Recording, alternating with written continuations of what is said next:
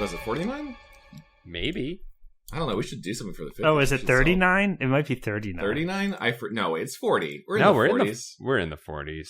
Yeah, last one was 48. Okay, wow. 50th episode coming up.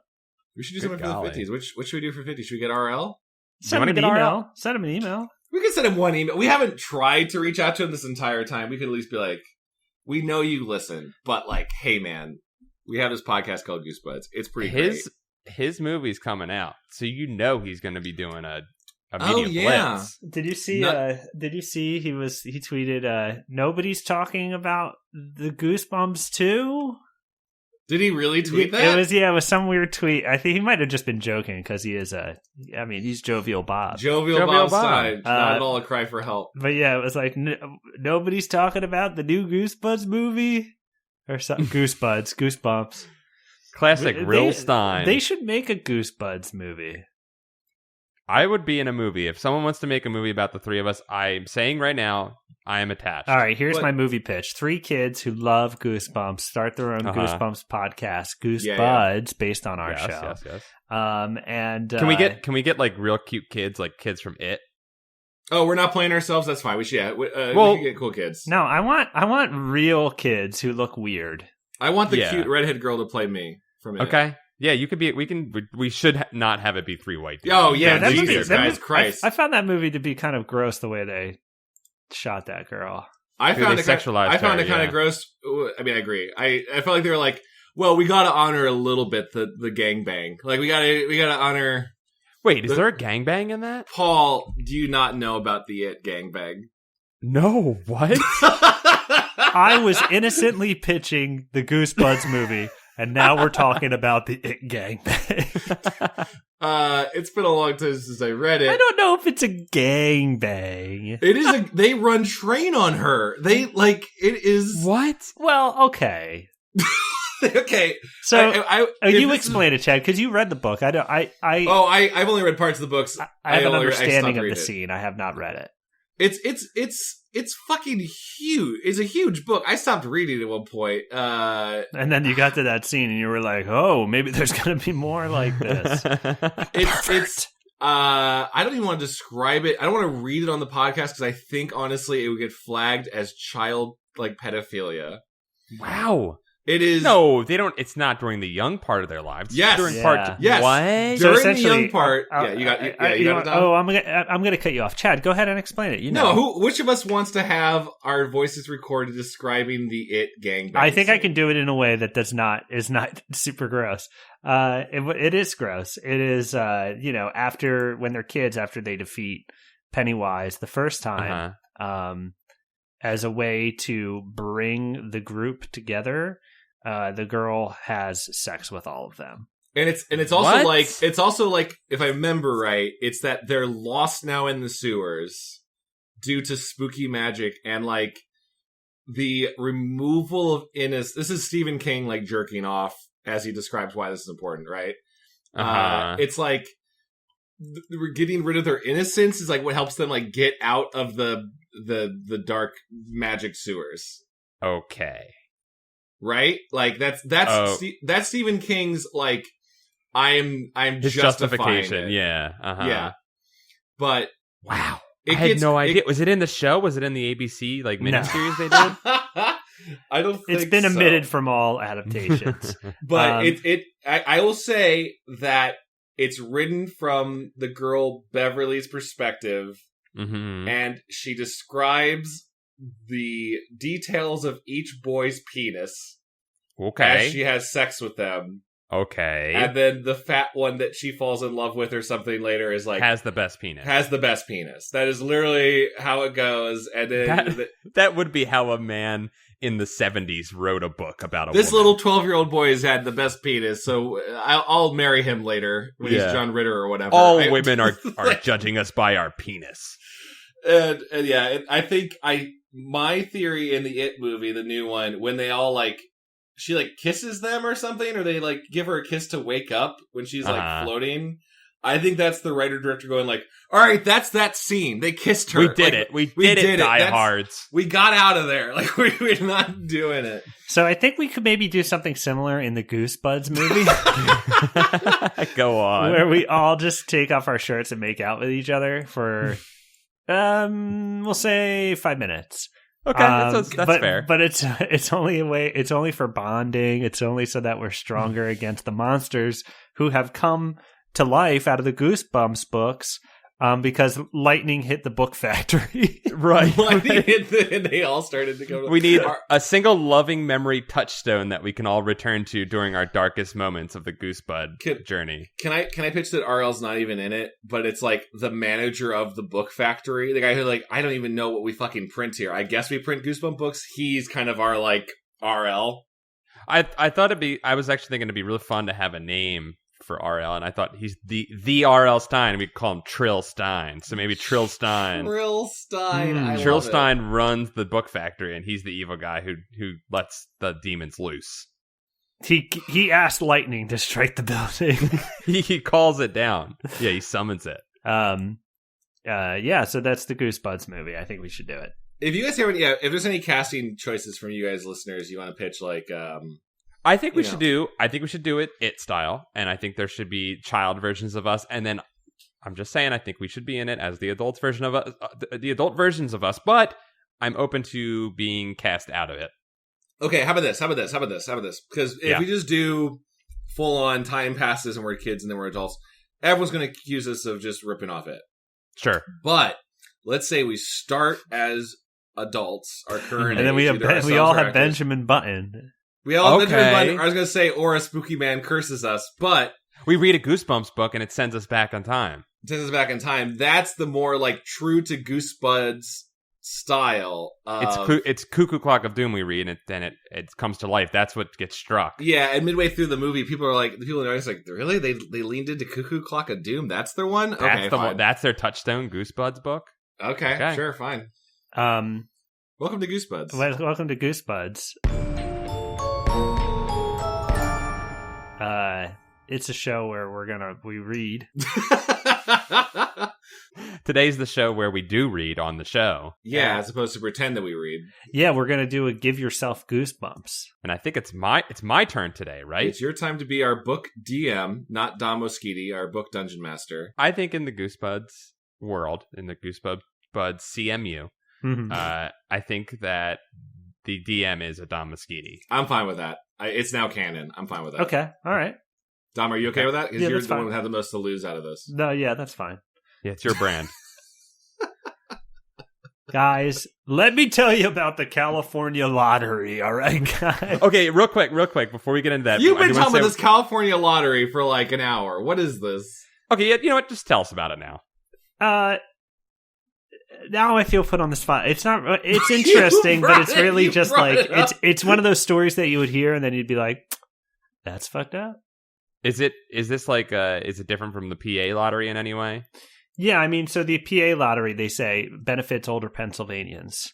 Yes. And so most lotteries will they have it in their agreement to exist, whatever that is that they give back the money X amount charter. of money. Yeah, they give back X amount of money so that it's not just like this gambling business that's run statewide. Meanwhile, the California lottery goes to fund people who have died surfing. That's like the main cause. Yes. People who were killed surfing, like in that Weezer song on the Blue album. Yeah, or to pay people to go surfing if no one's surfing because God, it's a dangerous sport. We need surfers. It's part of our state's identity. We need surfers, but the and Kevin, just cut all this. We don't need to talk about the what? This is all good.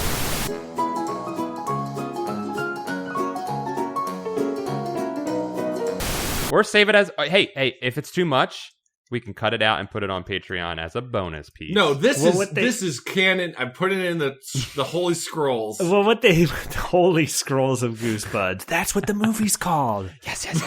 We read holy manuscripts that unleash these things. Fuck yeah. It's kind of like the Goosebumps movie, but a little different. Exactly like the Goosebumps movie. But the California lottery, they spent their money and got legislation passed that limited the amount of money that the lottery now has to give back. So essentially, it's a private business. There's a cap on how much they actually give back, and they're doing better than ever with bigger tickets, more expensive tickets than have ever existed, like $30 tickets. But what's fucked up about it is that you consider all that, you see outside places like 7-Eleven, little signs that are like lucky retailer, like this is a lucky retailer. Yeah. Come gamble at this one. It's like there is luck. There is no. But because they've like sold a winning ticket, they brag about it. Like we've given out $20,000 in winnings. Can you believe that? I find that to be incredibly manipulative. We've never won anything here, but a satyr came and played music the other day, so we feel lucky. I wish a satyr. If there was California satyrs.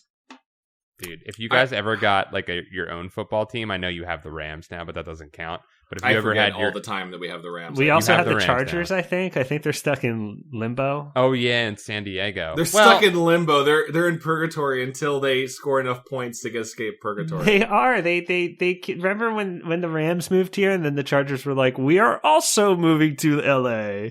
Oh, really? I thought they should combine them into one team. That's what I thought they should do as a super team and make them the Charging Rams. No, they should be the California Satyrs then.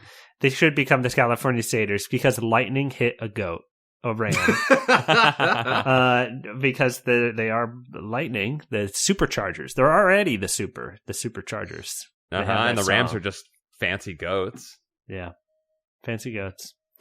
Anyway, welcome to Goosebuds. Welcome to, what are we reading today? Patreon supporters were able to vote on the book that we are reading today. Exclusive to Patreon, that stuff, all right? You don't get that access just by being a regular Joe listening on your pod phone. Yeah, someday our real elections will require you to pay to vote. But until then, Joey iTunes can't just vote on this. Any old Joey iTunes. Joey iTunes, Bobby Stitcher. I'm sorry. Gerald Google Play. You guys can't get in on this, okay? This is for Patreon folk only. And much like today, you got to give us goosebumps by picking out what Goosebumps book we were going to read. And Paul, which one are we reading? We're reading The Knight in Screaming Armor. Oh. Which is such a good play on words. That is a solid play on words, RL. I like it. Is it gleaming armor? Is that what I'm missing? Because it's a good inversion of the trope, because it's usually a knight in gleaming armor coming over the hill to save the princess. This is you read books, so that's probably the real one. But the one everybody knows is shining armor. Yeah, well, gleaming and shining, same thing. Well, gleaming is just the nicer.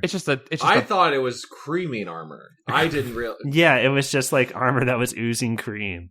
Yeah, like you gotta grease those up. Do you know how many times a knight probably has their like stuff get pinched in there? That must suck all the time. Oh yeah. It's actually, you guys don't know how right you are. It's actually the term gleaming knight in gleaming armor which became shining armor, is actually a mistranslation of Old English where it was creaming armor, because famously no knight could fit into their armor, so they would rub them in butter so they could slide into their armor. Mm-hmm. And that's why when they would have large battles, the birds would come.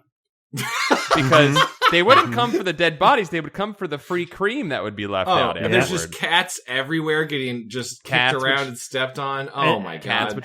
And now birds are confused, and they show up to battles, and there's no cream anymore, and that's why birds are pissed off now. It's just drones now, and they're like, "Whoa, hey, hold up! This is our flying zone." It is creaming armor though, because when they get pinched, they go home and they have to put ointment on. So there's they put creams on. Yeah, you got to put creams on. Oh, that's what squires had to do all the time. Squires just had big barrels of old milk, and they were just like. Just rubbing it on the these, old like, milk, muscly old milk pinched dudes. Was for the old milk was for pre-battle, and then they had Ben Gay, like the medieval Ben Gay, to put on them afterwards. Mm-hmm. It was a beautiful time with a lot of smells. Yeah, no, they had like I think Ben Gay back then was just like chicken eggs rubbed together. Yes. Chicken eggs rubbed together. That was their Ben Gay. I liked it. I love the science behind that. So let's reestablish the rules. Yeah, let's establish the rules. Well, the rules I think we established in the last one are not real, but okay, go ahead. Well, one of us is the Dom Moschitti that reads, and then that will be me. We have anywhere between 1 to 5 lives based on how entertaining the book has been. Yep. And Dom and I, since we are not the Dom Moschitti, will kind of operate as one child, one unique. Like, you know, in Digimon, when they bonded in season 3 with their Digimon to one soul, that's what Dom and I are going to be doing. Kind of voting and choosing where we go, and hopefully not dying. I think your name is Abby. I think you're Abby this time. I'll take an Abby. It's good to know that Chad was addicted to tiny monsters. That he both enjoyed Pokemon and Digimon. Dude, Digimon leaned further into Pokemon's always like, yo, bond with your Pokemon. It means everything. And then that whole game is like, I don't know, sell them and trade them and totally just dump the one you found in the grass because you the first one you had. Fuck that one. Digimon is all about you got one. This is the one you have. Deal with it, and then you have to just like make that one great. So people that are into Pokemon are into polyamorous relationships, and Digimon is a monogamous relationship simulator. I will say Digimon people are better people. You like monogamy, and also the Digimon movie has Offspring music, I think. So that's better. So cool. That's so much better. Cooler. Yeah. Yep.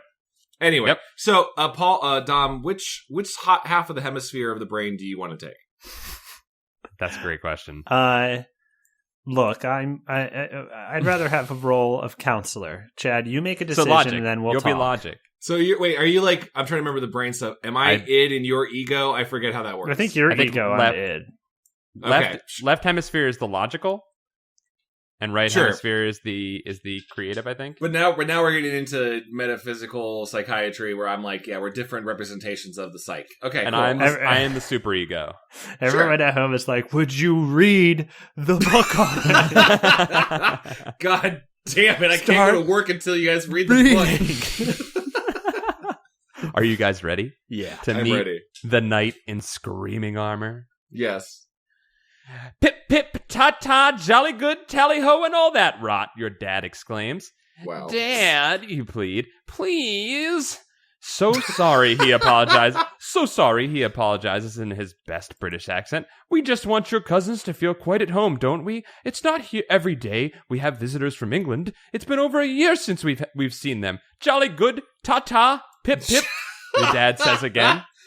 Yes, your mom adds. Your Uncle Will is giving lectures at several important American museums. So Kip and Abby, I was wrong, you're not Abby, will be staying with us for a whole week. Isn't that terrific? You only half agree. Kip Saxton is half your age. Is your age. I read that wrong. Sometimes he complains too much, but mostly he's a pretty cool kid. His 15-year-old sister is another story. Abby acts like she's queen of the world, you say. She can be a royal pain. Oh. I don't remember what the dad's voice was. It was kind of a proper fake British accent. Well, he started in doing accents, so you don't really know who he is. Could do. Oh, you'll have fun. Your dad. He sounds like your mom. Actually, your dad assures you. Uncle Will says Kip and Abby are bringing a big surprise with them. A surprise? You ask. What surprise? Go to page 2. Oh yeah, I forgot about this. I got hyperlinks, guys. I have hyperlinks. It's great. Before your dad can say another word about the surprise, the doorbell rings. They're here! Your mom calls from the front hall. She opens the door as the airport shuttle van pulls away. Your cousins are standing in the doorway. You haven't changed a bit, your mom declares as she hugs Abby and Kip. I hope that's not true, you mutter. Your tall blonde cousin is already staring past you into the mirror behind you. Hi, you manage to say to her. Abby primps her long golden curls before she answers. Oh, hi. She says as she pats her hair about 100 times. Still the same old Abby, you have to admit. Who's this person? Oh my God, there's so many people in this. Forget her, someone says. It's Kip. Can you give me a hand? We've got more stuff to bring in. Your sandy-haired cousin moves back out into the front step and points to two huge wooden crates. The crates are taller than your dad. What the? You start to say. Artifacts. Your dad chimes in. Uncle Will is coming here next week to lecture at the Medieval Museum downtown. I told him we'd store some exhibits here until he arrives, but I never expected anything this big. These crates will have to go in the garage. I think the uncle may be stealing a bunch of artifacts from Yeah, the museum he used to work at. What's in the crates anyway, you ask Kip. 2 suits of armor, Kip says. That's what's in the crates. They're really old, from the 15th century. We call one of them the Evil Knight. It's been with the Saxton family forever. The other suit was Sir Edmund Saxton's. He's our great. Well, you get the picture. The crates are on wheels. You, Kip, and Abby and your dad pull them down the driveway to the garage behind your house. You notice a label on one of the crates. I'm going to switch out words with British pronunciations whenever I can in this book. Got it. I really appreciate that. Hey, look at this, you cry. You read the label aloud. Beware this dark and evil night, cursed still from long ago, until a good knight fights for right. This night brings misery and woe. I'm sorry, did the uncle write that? We're going to find out. Okay. That's kind of spooky, you add. No! Don't read that out loud! Kip cautions too late. It's an evil curse on the whole Saxton family. Bright move, guys. Put that on the outside of the box. A curse? You laugh. You don't believe in curses, do you? Sure I do. And so should you if you know what's good for you, Kip whispers. I guess you've never heard the tale.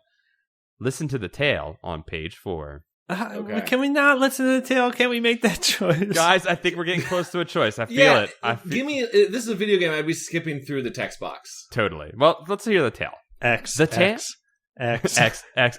Hold X to skip. You push it one more time accidentally and you restart the chain and you're like, fuck! I could jump to the first page that has a choice on it. We could literally do that if you want to. Let's hear what this curse is about. All right.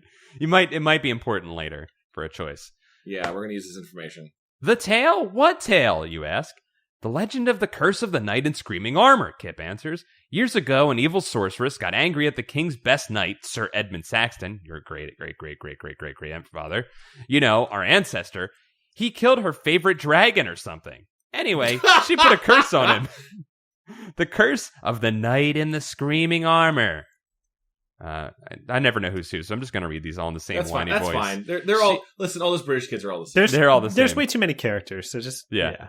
She made a special suit of armor and sent it to him as a gift. The armor was haunted. It held the spirit of an evil knight.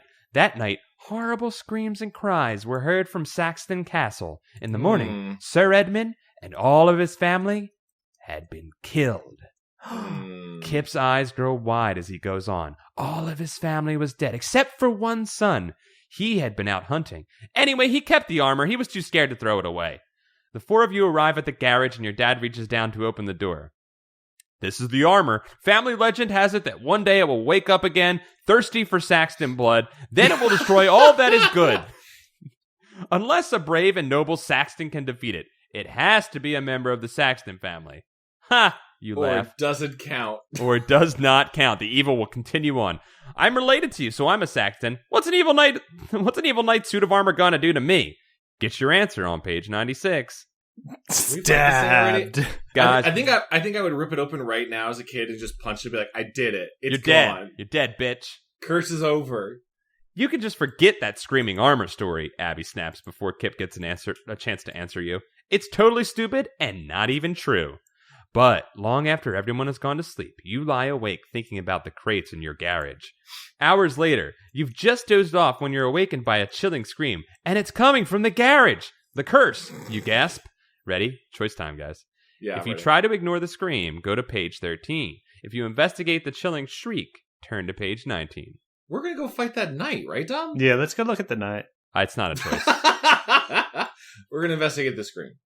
I know it's going to be like our brother, like one of the kids, just like, oh, God, you don't have any pudding in your fridge, or whatever, but Are you ready? Because there's a fucking eagle scream to start us off. Another shriek fills the night. Kip and Abby are as wide awake as you are. The piercing screams draw the 3 of you together at your bedside. You grab each of your cousins by the hand. Then you have sex to get over the curse that was put on you. Yeah! Wow! Weird that they talked about that in this. We have to go out to the garage and investigate, you declare. We have to find out what's out there. Another scream pierces the air. Abby forgets how much cooler than you she is for a moment and clutches one of your arms. Kip grabs your other one. You grab a flashlight from your desk and make your way out into the night. You pull your... I'll be honest, I think I got a little crush on Abby. It's your cousin! Yeah. As your counselor, I would recommend that you do not have a crush on Abby. As your logical counselor. All right, noted, fine. It's a good thing you have this logic, man. Suppressing those feelings, got it. You pull your cousin along behind you. Eventually, you come to the garage door. You pause a moment and listen to the screams. Well, here goes, you say. You reach down, grab the handle, and lift it open. Quick, turn to page 113. The garage door swings up and out of your way. Dark was never as dark as this. There's some poetry for you. Monsters seem to lurk in every corner. Familiar forms look strange. The beam of your flashlight cuts past the frightful, shadowy figures to the two crates.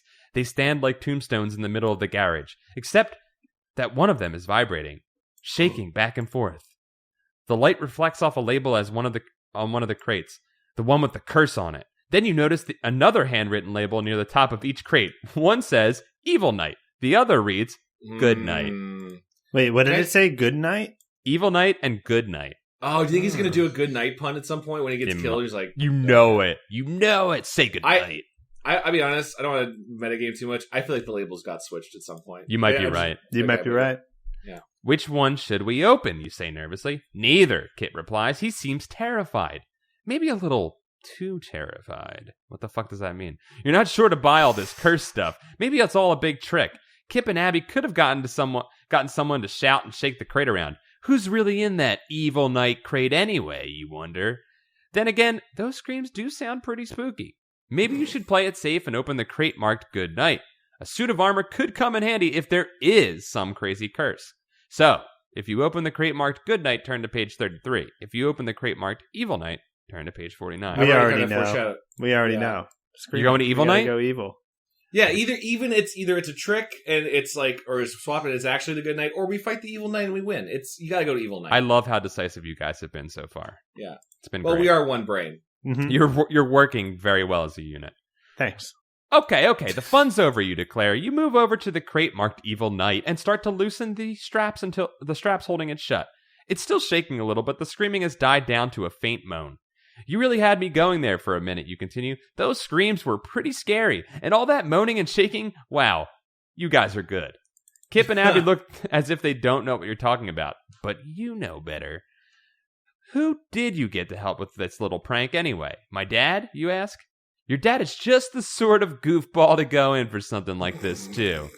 You fumble with the leather straps, but you finally get them undone. But now you're chuckling to yourself. It really was a good prank.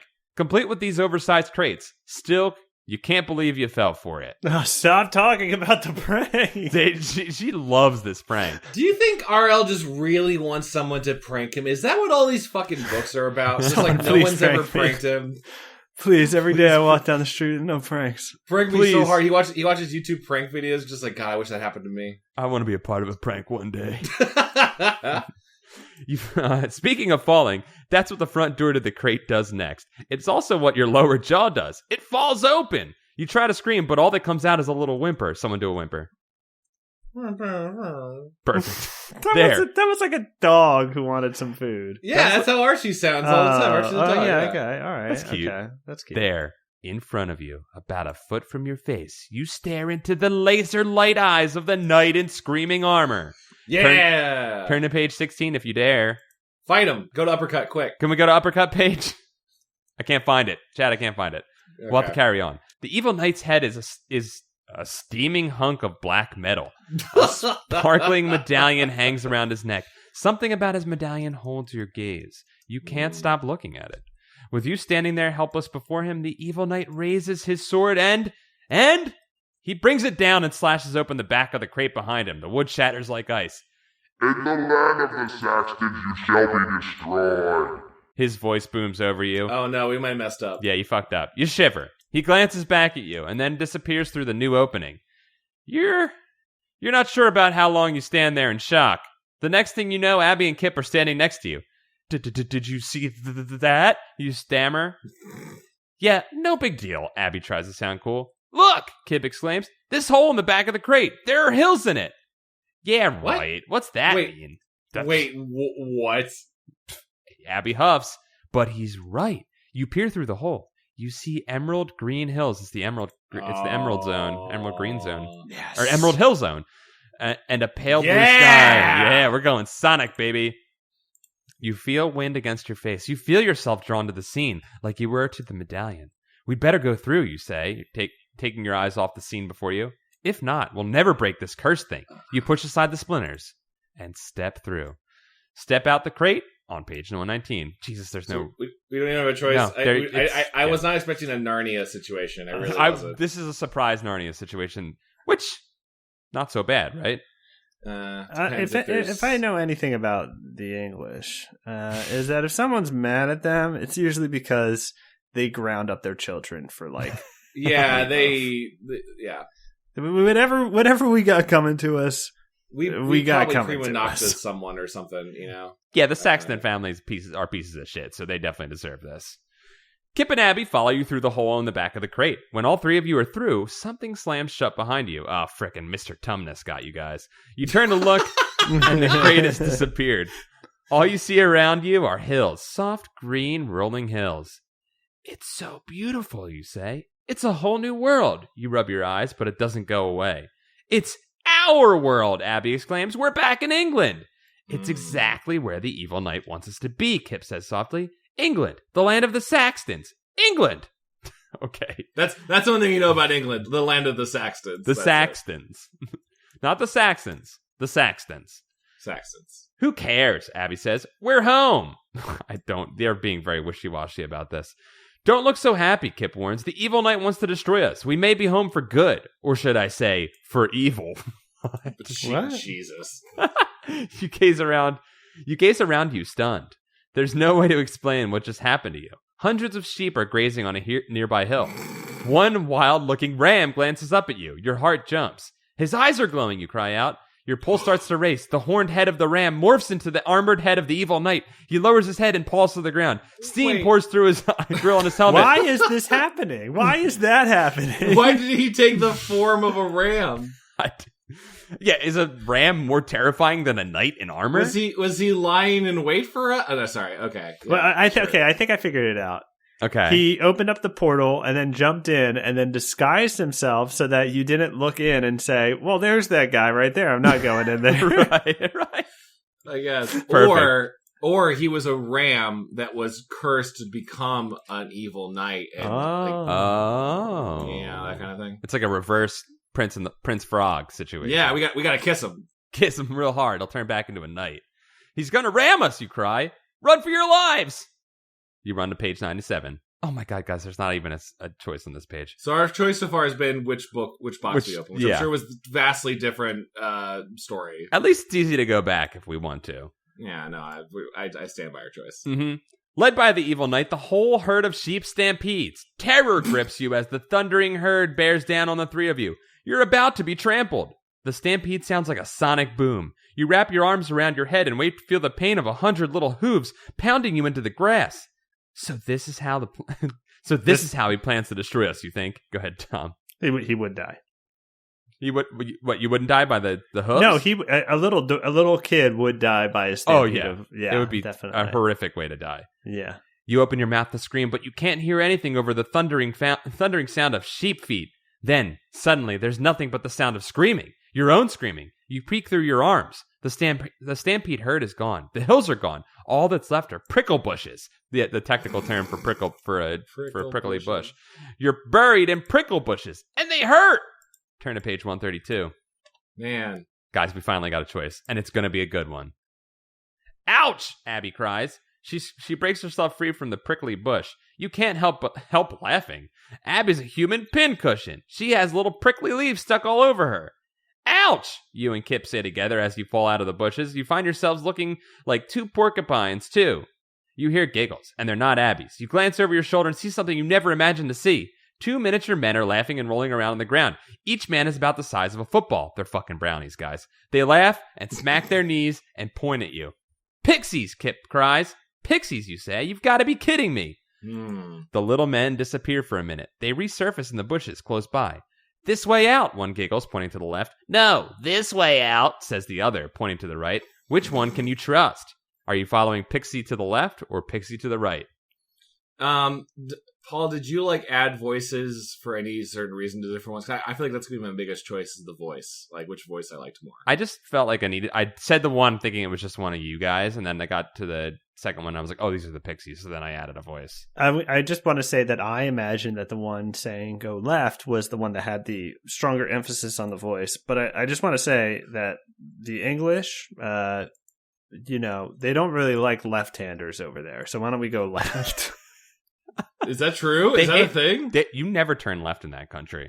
The Catholic Church did, in fact, hate left-handers, but did they? I know several stories of folks who were left-handed who the Catholic school they went to, they were beaten for I've heard that. writing with their left hand. Yeah, they have roundabouts everywhere over there because they hate turning left. Yeah, let's go left. Let's go left. I guess you drive on the left side of the road, though. So also the first person trying to help us, yeah. I just want to clarify. I said you never turn left. You always turn left because that's their right hand turn. But if you were driving in American, it would be a left hand turn. Is what they hate. They hate crossing traffic. We're giving RL too much credit, by the way, guys. Let's go left. Yeah, let's go left. You want to go left? Yeah, let's go left. Okay, yeah, he's the one that fuck the English is what I say. Whoa. Okay, he's the one who giggled. He giggled before he said it.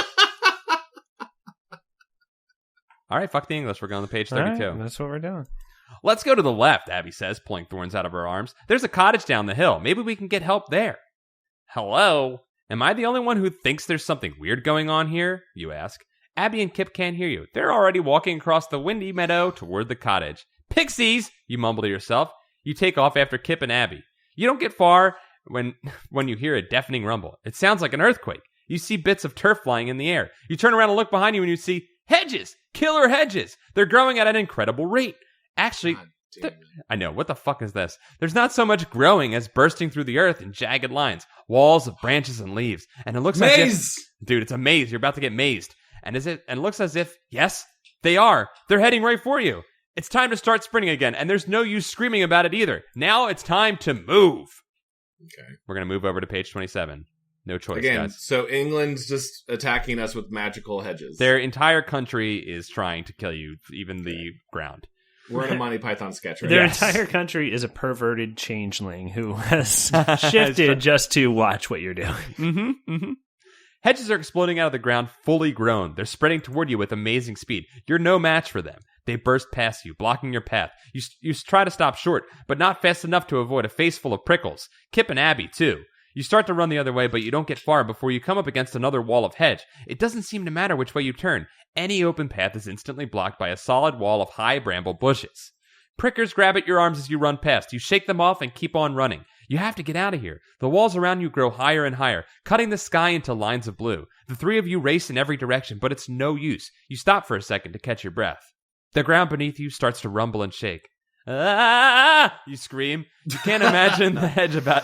You can imagine the hedge about to explode through the ground and up through your body. You brace yourself, but then it stops. It's quiet again, except for Kip. We're trapped, he bellows. What do we do now? Try to escape on page 78.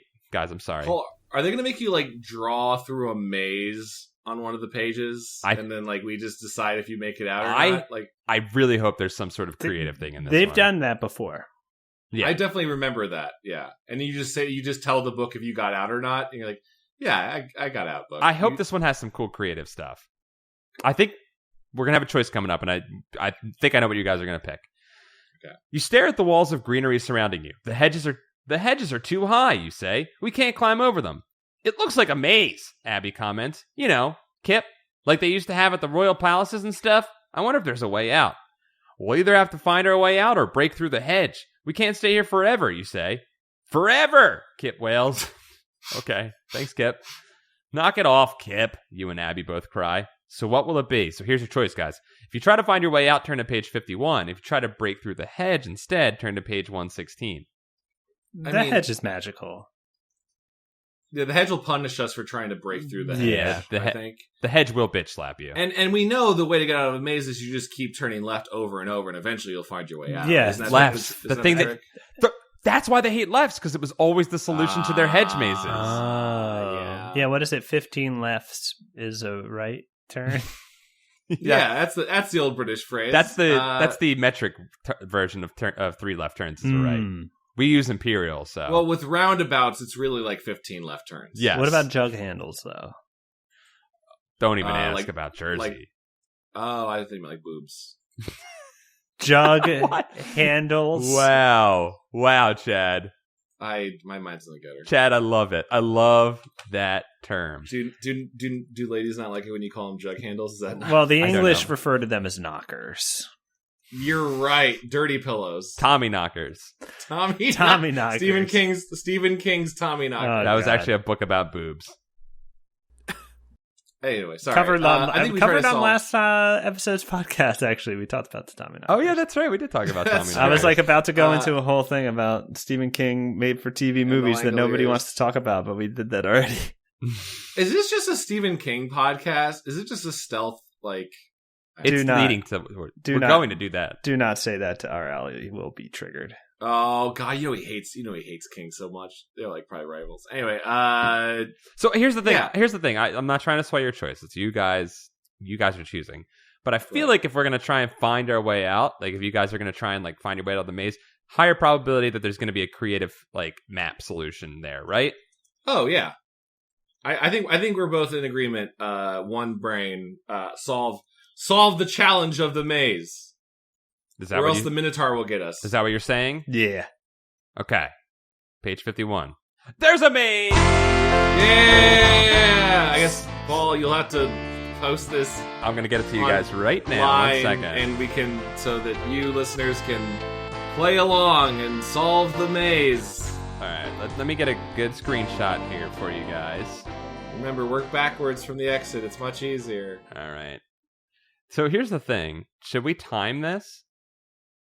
I mean, are we solving it? You're 2 adults. You're 2 adult men. Let's be fair here. Yeah. Goosebuds. I'm gonna be honest. I think we stay true to how I always read these books, and I just skip doing it and just tell them I did. Yeah, you're just I'm like, listen, I figured it out. I'm not, because also I hated marking up books. It really bothered me to draw or write in my books. So I was like, I'm not gonna do that shit. Yeah, I would never do that. I would just tell them I did it. Hold on, I'm gonna throw it into the chat, the main chat on our Patreon Discord. So everyone in Discord is gonna see this and be like, "What?" Yeah, no, they'll figure it out. Here's your map, guys. In the Discord, if you're listening to our Patreon, post your solves of the maze. Yeah, see if you can figure the maze out. So you think you're good at mazes, huh? Try to get yourself out of this one. Pick up a pencil and try to draw the escape route out of the maze below. Could you do it on your first try? I'm already out. It's a super easy maze. And I just traced it with my finger. Yeah, I'm already out. It's super easy. Is this an honor system thing? You guys are just saying you're done? I'm actually being honest now. Yeah, I don't know about you, Don. I just looked at it. I was like, yeah, I see the path. It's right there. It's super easy. Dude, you're like a Rain Man of mazes. Jesus, Chad. Oh, I see it. Yeah, we're out. It's a badly drawn maze, I'll be honest. It's like, I'm not bragging. It's like, yeah, he made a path and then just kind of put boxes around it. It's pretty clear to tell. Yeah. I don't see anything on this page about where. I think we just go to the next page. Oh, so there's no if you fail, you don't you die. I think you just finished the book. I mean, we're out, right? That's it. We're out. We made it out. We made it through the maze. I'm just gonna go to the next page. Look at that bullshit clip art they put of a little knight on the top of the maze to make it feel effficial. He got this off of mazes.com. RL drew that, okay? He drew that little guy. And this was the early 90s. He didn't have Photoshop to do this. He did that with a ruler and a pen. And a printing press. And a printing press. He screen print that himself. Okay, so I clicked the next page. This is where you guys get to make a choice. If you make it through, hooray for you! Face your next challenge on page 75. If you don't make it through, read your fate on page 65. Honor system, guys. Do you want to make it through or not make it through? Oh, we did. We have defeated this. I have literally defeated this maze with my brain. Okay, so you're going to make it through. We're going to go to that page. Yeah, we deserve this terrible rest of the story continuing. Let's go. The hedges are behind you. The green hills are in front of you. There's a warm wind in your face, and something is coming over the hills. A dark black mist is rolling towards you. It's already halfway to where you're standing. I don't like the look of this, Kip says. The warm wind picks up. Dark clouds gather. Dust whips around in whirlpools. Evil is in the air around you. Look, you remark. Sooner or later... I thought I was going to be looking at something. Sooner or later, we're going to have to face this evil knight. That's the only way to break the curse, right? Only a Saxton can defeat him. I'd prefer later to sooner, Kip starts to answer back. He never finishes his sentence. Scree! The scream of the evil knight. It literally says scree. S-C-R-E. Yeah, no, it's a tough... Oh, maybe it's a woman knight. Maybe. The evil knight announces his arrival. Find out what happens next on page 85. Okay. The evil knight screams mingle with the whistling blast of hot wind. You can almost feel his evil breath mixed up in the wind. What do you think his evil breath smells like? Dom, you want to take a guess? Sour. Yeah, definitely yeah, sour. I was gonna say like some sort of like cream-based pie. The cream. He licks the cream. Oh, he licks up the cream. You're not supposed to. It says don't lick the cream. Like a clam chowder, even though I know that's more New England Patriots. But I just feel like a creamy soup. Yeah. Ew. Yeah. Ew, a creamy fishy soup. That's what his breath smells like. You know he's so close you can smell the creamy fish on his breath. The dark mist rushes at you. The force of the gale throws the three of you backwards against the hedge, but you don't feel the prickly leaves. You don't land on the ground where you were before. In fact, you don't land at all. We're falling! The three of you cry together. Falling! Falling! Falling! If the chair you're sitting on has a cushion, turn to page 48. If it doesn't have a cushion or you're not sitting on a chair, turn to page 72. Well, guys. I have a very nice back-supported office chair that I have has cushion. We don't. Same. Okay, we're going to page 48. We like our butts and our posture secure. I don't know if it's very nice, but it's got a cushion. Nice enough. Thump. You land on something soft. It's a body. A human body. Oof! Please get off me this instant. A regal-looking boy dressed in tights and puffy shorts pushes you, Kip, and Abby off him. You all stand up and dust yourselves off. Stop introducing children. Get us to the night. You guys have met more characters in this one than you've met in all of the Choose Your Own Adventure books we've read. Yeah. Except for the toy one where we met. And none of them have died yet. It's really annoying. Yeah, let's get some head count going here, RL. Ernest killed 7. Wait, what do you see? Ernest killed 7. Wait, do you guys see who this is? Who are you? You ask the boy. He looks your age. I'm a page. He's a butter boy. Oh, answers the boy. The cream. Page 48 in a class of 144. A page? Abby asked. What's a page? We are knights in training. The boy answers proudly. And we're trying to get away from a knight. You remind Abby. Can you show us the way out of here? Kip asks. Page 48. Ha, guys, clever. We're on page 48 right now. Page 48. Okay, all right, so that's why his name is. Okay, got it. Okay. Cool. Page 48 points to the gate that opens by itself. That's the way out, he said. That's the way out, he says. It's the Valley of the Rocks. Hurry. The Valley of the Rocks. Hurry, you order Abby and Kip. The gate is closing. You make it through the gate. You make it through just as the gate crashes down behind you. You look back. Page 48 is gone. All you see before you is a night sky and a strange, mysterious valley full of rocks. Take the risky, rocky exit to page 72. Can I just say... Yeah. By the way, Paul, you're doing an amazing job. Thank you. I have no idea where we are. I thought we were in a field. It's you and guys... and then hedges ran at us, but now there's a gate? I'm so confused. I think that you open that crate and LSD gas came out and hit you guys. And you're just I feel tripping. like we're in the Page Master or something. This is really confusing. Tripping the fuck out. Have you guys ever thought about how we all started out as cream? Yeah, we were cream. Oh man, that's kind of sweet. We're just a trio of cream boys. We're just the regular cream kids. The new movie that I want to pitch. That's the sequel to Goosebuds. Mm-hmm. It's like those 80s, 90s rapper comedy parodies, the Fat Boys, but it's just the Cream Kids. The cream kids. The Cream Creek Kids. That's what we'll be. That's our gang name. Yeah. The Cream Kids all versus the Cream Cretins. Oh man, but also we all have like glasses of milk that are different flavors. Like I got strawberry. Oh, milk. what? I want a strawberry. You want strawberry? Shit, I thought that was the one that no one else wanted. Dude, you could totally have strawberry. Okay, then what do you... Chad, I'd say you being chocolate and I'll be vanilla. I gotta be honest, I like vanilla more than Okay, chocolate. then you're vanilla and I'm chocolate. I wanted to be chocolate. I was giving you the good one. You mind gamed me. All right, let's get back to the screaming asshole. Sorry, over here. I just wanted to know what Page 72. You've landed in a valley. Our conversation was getting too interesting. We have to go back to this book. we have to get back to work, okay, guys? You've landed in a valley, but the green hills of a moment ago are long gone. In fact, there isn't a blade of grass as far as the eye can see. It's all rocks, broken up shards and boulders and stones, and it's dark. A pale moon shines above you.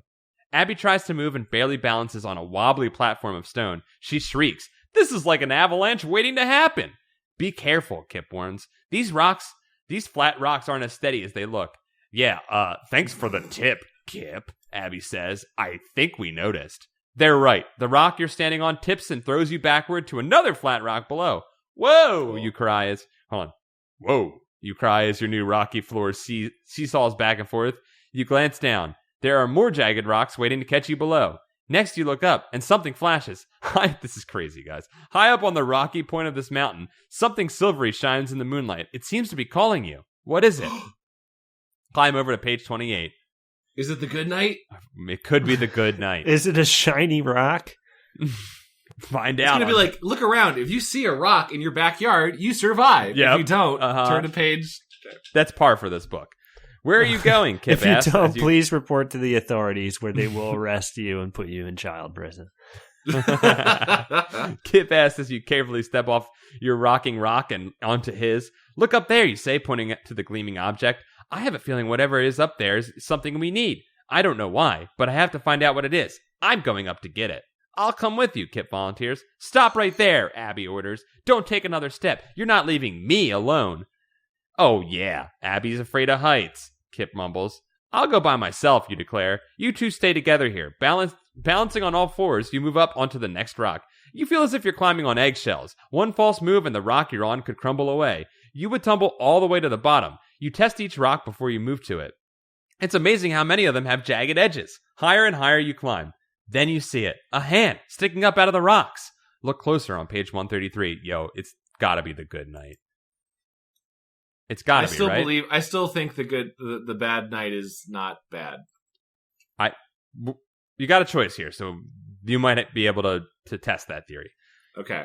You peer closer at the hand sticking up out of the rocks. It's only made of stone. That's when you notice the rocks you're sitting on has a face. Ah! You yell. The stone stone face is frozen in an expression of pain. You move to another rock, but as you look around, all of the broken rocks are shaped like people. Broken pieces of people. Oh, no. Abby! Kip! You cry, but there's no answer. You can't see them from where you are without losing your balance. What if they're turning into stone or something, you think? You call out again, but again, there's no reply. What's going on? Maybe they just can't hear you from down below, but maybe you should climb back down and check on them, just to be safe. If you keep climbing for the shimmering object, turn to page 124. If you scramble back down the mountain to help your cousins, turn to page 35. Dom? We should not help our cousins. Yeah, I had the exact same thought. The cousins are boring and suck. Shiny object. That's clearly that amulet that was around his neck or something, probably. And then I just think if we don't help our cousins, they may die. We don't have to read about what they're saying or thinking. We need to eliminate some kids in this book. I'm on Team Evil Knight, and the more Saxons that fall away, I'm okay. Okay. They did cool. something to deserve this curse. All right, we are related, Yes. but we are not responsible. Yeah. Also, the Evil Knight didn't attack us when we awoke him, so I think that means he's okay. He's trying to get away from you. You're the evil ones. Page 124. You may be climbing on pieces of people, but as rocks, they're not going to hurt you. They're not going to hurt you, or you, them, for that matter. What the fuck does that even mean? Okay. Kip and Abby are probably... I don't know what that sentence meant. No. Kip and Abby are probably fine. Maybe they just can't hear you. If they are turning to stone, they're not going anywhere, are they? And you're not sure what you could do to help them anyway. You decide to keep climbing the last little bit up the slope. You'll grab that shining object, whatever it is, while you've got the chance. You're almost there. The rock you're standing on is totally unstable. You have to do a real balancing act to keep from crashing down on the rocks below. Slowly, carefully, you reach for the silver object. It's long and shiny. When you've got a hold of it, you try to lift it up. But it lifts you up into the air. The shiny thing is a metal finger that's attached to a metal hand that's attached to the knight in screaming armor. Yay! Meet your doom on page 66. Well, we don't know it's doom. Ah! You don't know who's screaming louder, you or the evil knight. You stare into his glowing eyes. You feel the steam of his breath on your face. And then he reaches out, lifts you up, and flings you over the mountainside. Down, down, down you tumble. Your arms and legs bash against the sharp rocks. You can feel the bumps and bruises starting to swell even before you reach the rocky bottom of the mountain. Wait, just to clarify, we climbed all the way up and then fell back down. He threw you. At last, you tumble to stop next to your motionless figures of Kip and Abby. They're dead, and you don't move a muscle because you can't. You're stiff all over, and you're getting stiffer and stiffer and stiffer. What? The end. Wow, that ruled. That was I'm so happy that happened, dude. That was fucking great, guys. Why did we turn to stone? Because we died. Because you're a bunch of you're evil dicks. You're evil dickheads. But they didn't curse. They didn't say oh, this is the petrified woods. They just said the Valley of Rocks, I guess. Your family stinks. Well, I just like how the screaming armor, the knight in screaming armor, the way he would do us in is just throwing us. I'll say flinging us down about it. He flung you. Yeah, there was no effort in that. Also, never said a single thing to us. Just screamed the entire time. The only thing he did was scream that he was going to murder you. Opened up a portal to a magical realm of trippingness. Turned into a ram. Turned into a ram. Did you guys? Okay, so here's the thing. The rules are that was a death, right? I mean, I don't know. It was a sweet release. I really think that we got bailed out there. I think we should just read the other endings. You don't want to go back to the Goodnight choice and see anything about that? I think we should just read the endings. Let's guess what the Goodnight. Before we pull up the Wikipedia list that kind of describes all the endings, okay. Let's guess what the Good Night plot is. I guarantee you we don't go to Narnia. I'm going to the good. I want to read you the Good Night page. Okay. Okay. We'll open the Good Night crate. You decide. You don't want to take any chances, but as soon as you say this, an ear-splitting scream fills the garage. The evil night crate starts rattling again. The armor inside clanks and rumbles and roars. You cling the Kip, or is it Abby? It's hard to tell in the darkness. The tall evil night crate rocks closer to you. It tips backwards and forwards, backward and forward. It falls on you. If it falls on you, you'll be crushed. You try to pull your cousins out of the way. Let's bail, you yell, but you only get a few steps toward the garage door when something blocks your escape route. A horrible beast, Kip cries. Ah! Abby screams as she's jerked away from your side. You accidentally drop your flashlight and hit the concrete floor with a smack. There's something wrapped around my leg, Abby wails. Abby, you shout across to her. You start to move to her side, but you feel sharp claws scrape across your cheek. What do you think it is? A kitty cat? The family cat? A sharp claw? Yeah. That's got to be a Spriggan's claw. It's a Spriggan's claw, you think? What do you think it is, Chad? I think it's your dad, and he's like, "What got you with my little hook?" And then he's like, "What? Pip pip. What? British pun, British joke." Even better, guys. It's a garden rake. Fuck off. It's a garden rake and a snake, aka a hose. You took us here, Paul. I brought you here. I brought you here. So it looks like when you do that, the evil night crate moves towards you, and then it asks you again. If you open the crate marked evil night, you hit 49. If you open the good night, it's 38. So basically what happens is you try to open the good night one. RL throws you for a loop and sends you back to the choice. I'm going to pick the good night one again. Let me see if the same thing happens. Wait, I'm sorry. What? The good night choice doesn't matter? It does, because so what happened is that happens where you accidentally get beat up by garden tools. And then you get sent to another choice of, do you want to open the evil night or the good night? You still want to open the good night. So I just did it. It looks like when you open the Good Knights one, there's nothing in the crate. And the evil knight, so Abby glances back, so they must have taken the armor. Oops, wrong, for crying out loud. Oops, wrong thing to say.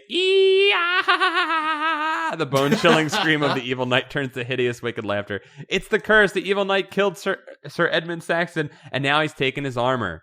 So, you find a piece of parchment paper, it looks like. Okay. And you can either pick up the paper or call the police.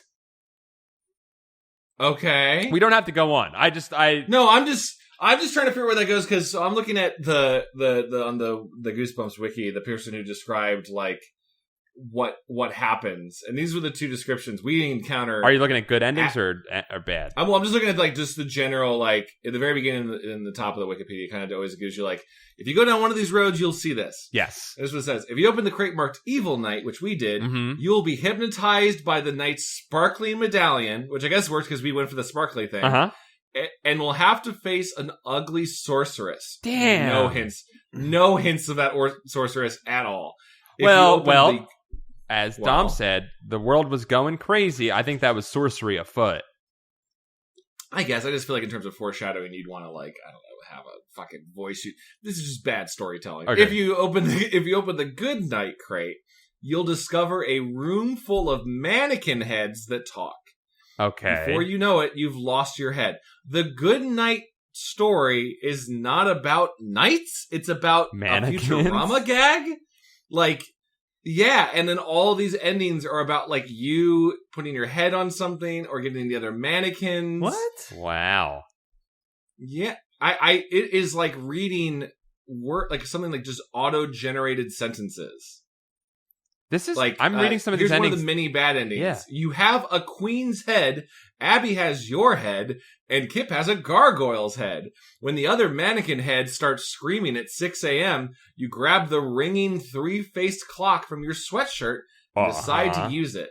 When you touch the handless orange clock face, though, it stops time. What the frickin' What the fuck?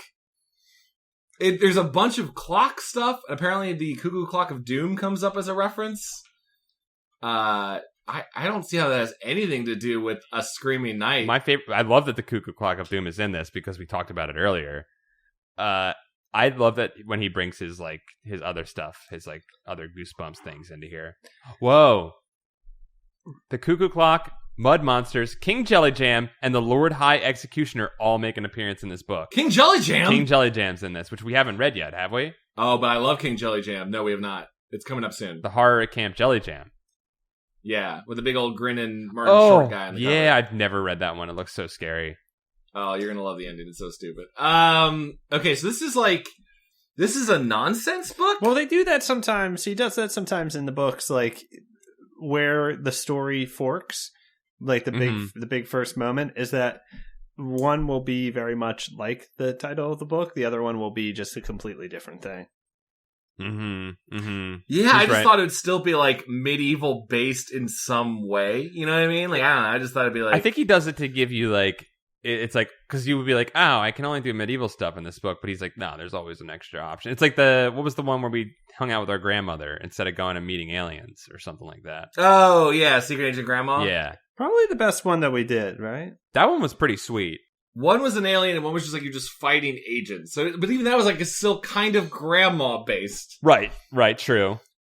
It seems like there's a lot of like animal transformation, so that was like your guys' particular fetish. I'm sorry we skipped away from that. Sorry. There's stuff where like Abby, who has turned into a nighthawk, flies over to a nest on a mountaintop and drops you and Kip into it.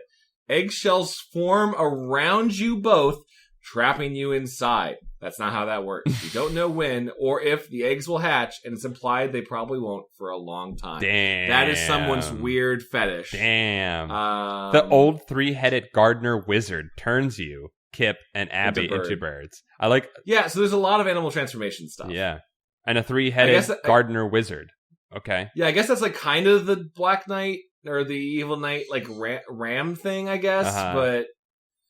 Yeah, I don't know. Oh, get this good one. This good ending. The knight in screaming armor is going to destroy all that is good. Evil, spelled backwards, is live, which is one thing you won't be doing when he's through with you.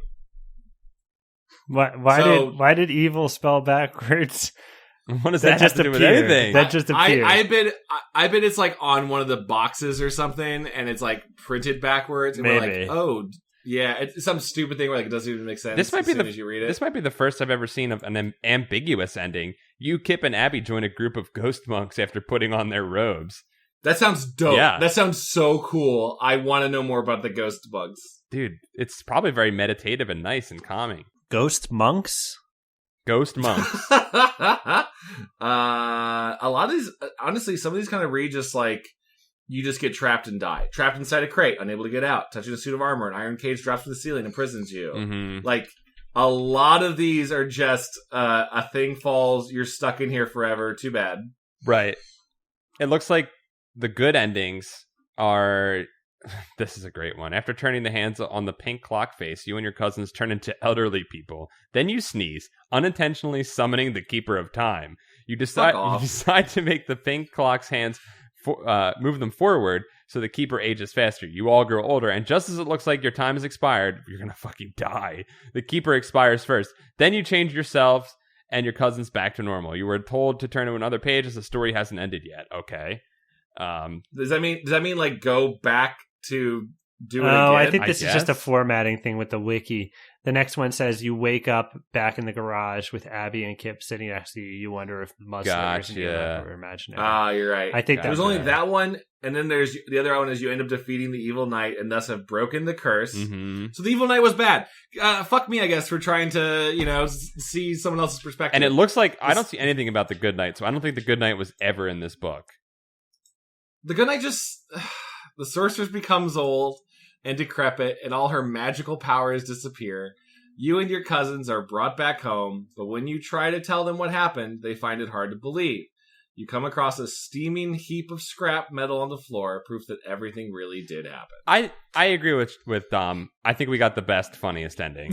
I think, honestly, out of all these, him just throwing us wordlessly off a mountain and turned to stone is great. What is the deal with this bird knight on the cover? Have you noticed that? Oh yeah, what the fuck is that? He's got a metal bird. Yeah, That's it's like some Jason cool. and the what is it? Is it Jason and the Argonauts or is it Yeah, Jason and the Argonauts, the little metal hoot hoot No, owl. that's a different movie, right? Jason and the Argonauts is the one with the skeleton sequence.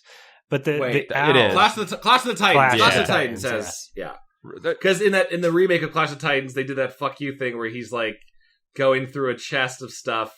You know that beloved remake, Clash of the Titans? Yes. And he's like going through a chest of stuff, and he pulls out the owl, and he's like, oh, that's stupid. And then he tosses it to the side. I'm like, cool. Yeah, movie. Shit on the thing that everyone loved from the original. The coolest thing. Fuck you. The coolest thing. Yeah, you're way better just to have generic CG snakes. Fuck you. Sorry.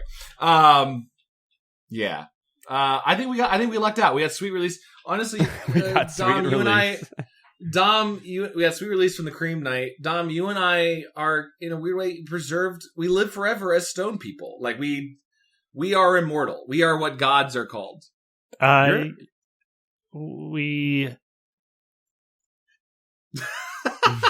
I'm sorry, I couldn't think of anything to say. Well, no, that's fine. You've achieved godhood. Being immortal. You've achieved godhood. There's nothing to say. Yeah, there's nothing. I don't have much to say. I mean, sometimes God just doesn't want to talk. Our God hasn't talked for 2,000 years. Am I right? Only 2,000.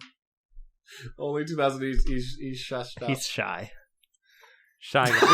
We have a shy God. Sorry, I've never heard the idea that God is shy, and I love that. What a cute God is so really much. Cute if he's that shy. That's really. Why do you adorable. think we're all shy? Why do you think everybody has anxiety? We are all of his. We were made in his image. We were made in his image with his shyness. And he's probably got like FOMO all the time. He's like up there in heaven. He's just looking down like, I should probably go out and fix some stuff, but like, what if they don't like me? I love our God. I should text Chad to see what he's up to tonight. No. He might not want to hear from me, though. Maybe I annoyed him. I don't want to. Maybe I should just stay inside. I'll just stay inside tonight. I haven't talked to him in so long, in 2,000 years. I feel really bad. I really like Shy God. It really Shy God answers a lot of questions for me. It really does. Can we please just, if we do another one of these, can we please do Diary of a Mad Mummy? The next in the series. I will put that on the poll. Great segue, Dom. Yes. If you want to vote on which books we read, you can be a Patreon supporter and vote on books we read, including the Choose Your Own Adventure ones. I was actually going to put Diary of a Mad Mummy up there soon, but if you have any other titles you want us to put in the poll, you can comment on the Patreon or on our Discord. It's a wonderful time. It really is. It really... And as we did today, we put the maze from this Choose Your Own Adventure book into the thing. Marine solved into the it Discord and saved us. Sorry, what did I say? The thing. The Discord. Into the thing. Very descriptive. The thing. We put it in the thing, and we were saved by a Goosebuds listener and a Goosebuds patron, Marine. They solved the puzzle for us, even though we said we solved it. We officially solved it in the chat. Paul, I get a sense that you don't think we solved it. Guys, you sounded very confident. I don't know. I think you're shy God in me right now. I think you were too shy to say that you couldn't solve it. Could you blame us? No. Can I just say real quick a plug to the Spider-Man game? There's like science puzzles in it, and it's way more fun than even just swinging around. Science you puzzles. Just get to go around as Peter and solve science puzzles and discover elements. I'm like, yes, this is all I want. I was on the fence for that game until I found out today you can do finger guns at people as you're walking down the street. What? You can just walk down the street and be like, hey, give them like finger guns and be like, what's up? Cool. I'm doing that immediately. Yeah. Guys, I think that's been an adventure episode of Goosebuds. Don't you agree? Yes. Has it been an adventure? It was a it was a give yourself goosebumps for certain. True. Do you think here's one question. Do you think our dad is going to, because our mom's not existent, do you think our dad's going to like come down there, see the crate open, see a portal into Narnia, and then be like, nail it shut? Yeah, just nail it shut. Well, none of my business. And then just kind of tippy top cheerio. As he was doing at the beginning of the book. As he nails it shut. By the way, guys, just a heads up. The Mad Mummy on the cover of Diary of a Mad Mummy, writing with his left hand. So he's a creative. There's a secret message in here. What? Goosebuds, or sorry, R.L. Stine is telling us via his covers, he's sending a message to Goosebuds. Yeah, I think R.L. went to a school where he was punished for being left-handed. And this is like he's vilifying it, sort of thing, to justify. Yeah. You know, like to like, this is left-handed people are monsters. They'll be the villains of all my. Yes, Dom, you missed a really great part of the cover of Diary of a Mad Mummy. It says, "Boo, dude, reading's a scream." Oh, I'm sorry. I was just looking at a giant image of the cover art. Oh, okay. The cover is cool. Yes. It's got a really cool slogan on it. Boo, dude. Guys, you guys are kind of maybe politicizing and pushing for Diary of a Mad Mummy. I think you guys are going to push the vote. I'm just a little curious. I'm a little worried about, the sanctity of our election system here. Hey, listen. Anyone can vote for whatever they want, but this is what we want, so do it or we'll be mad. But if you like Dom and Paul, I mean, Chad's been wanting Beastly Babysitter for like 6 months, but no one votes on it. But I'm just I'm sorry that I hacked our election.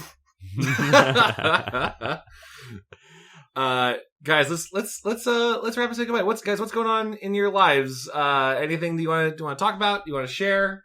You want to push people towards? No, I'm very shy. I'm very shy, like my God, and I don't want to talk about my life. Our God is a bashful God. He doesn't reign. He hides indoors. He tweets. One more shout out to Worlds Within Worlds. You guys need to check out. Oh, thanks, man. The new Normal Boots channel. There's a new episode that I think came out already. Whoa, you want to tease it? Let me see if it's out. It should have come out today. It's not out yet. It is out. It just came out 2 minutes ago. Whoa! Oh my God! Wow! Exclusive. This dates our podcast record real good. It came out 2 minutes ago. It's about the best episode of Star Trek, The Inner Light. You can go check it out. It's out. I'm glad I brought that up. The best episode of Star Trek? I don't know. It's I don't know if you one. can say that. Is it the one where Will Wheaton is sentenced to death for stepping in a garden? Because that's the best. That's the equivalent of today's book ending. Yes. It is. It is. Dom, you want to share anything? Or are you shy? Ooh, no, I'm not shy. Guys, I've got all types of stuff. You've got too much stuff to share. Go to my website, twitter.com. Twitter.com is my website. I own it. I am Jack. I'm Jack. Jack is a piece of jack shit. Comfyjunior.com, guys. Get yourself some postcards, some buttons. I made I took all the buttons I had and I made them better. So go check them out. What else is there? You should donate to Goosebuds on Patreon if you're listening to this still, if you didn't turn off the episode. You should. What else? I'm working on this thing that I'm working on that I haven't said what it is. And I'm excited to show you guys when I'm done.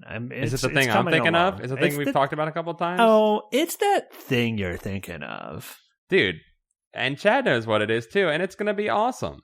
I'm thinking about it. I'm putting it in my mind palace. You guys both gave me notes on it, so you both know. But they don't know. That's great. It's a great thing. It's a great thing that's very funny. I want that to be like an R&B song. Is that thing you're thinking of? You should make that song as well and release it on the same day. It'll have a CD in the. Cut that, Kevin. Cut that. Wait, no, wait. That's a clue. That's a big clue. It is me telling you what I'm working on. Kevin, you must cut that. It'll be a CD that comes with whatever I'm working on. Bleep out the thing so we know it's an object. Yes. Oh yeah, bleep it out. Yeah, that's fun. Bleep it, Kevin. If you're listening to this, Kevin. If you have a beep.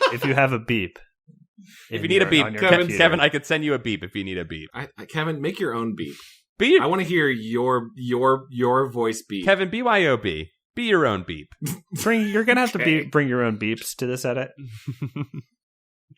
Kevin is gonna be on an episode of Goosebuds soon. By the way, thank our shy god. He's gonna be listening to like all of these episodes. Like, I have so many notes about the show. Like, now that I can finally speak up instead of just silently editing out all of your mistakes, I will. Can I fix this show? Can I fix this show, please, right now? More about me. Yes, your things, Chad.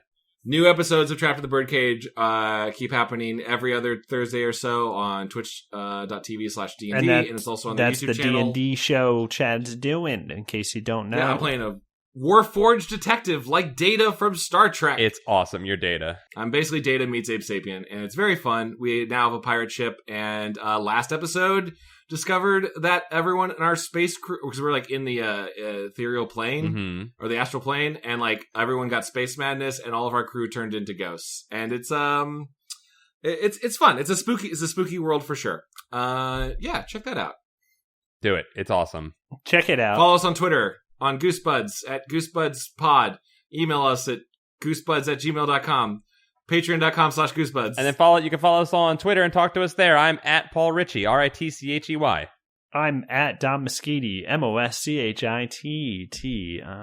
And I'm at Quantum Theory, QUANDTUM Theory. Guys, this has been a wonderful time.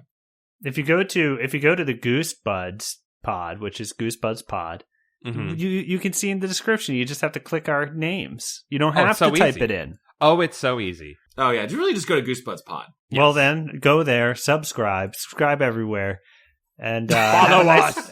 Have a nice Cancel time. your Amazon Prime subscription, and we'll see you guys We'll soon. talk to you soon. We love you guys. Bye-bye. Bye-bye. Bye.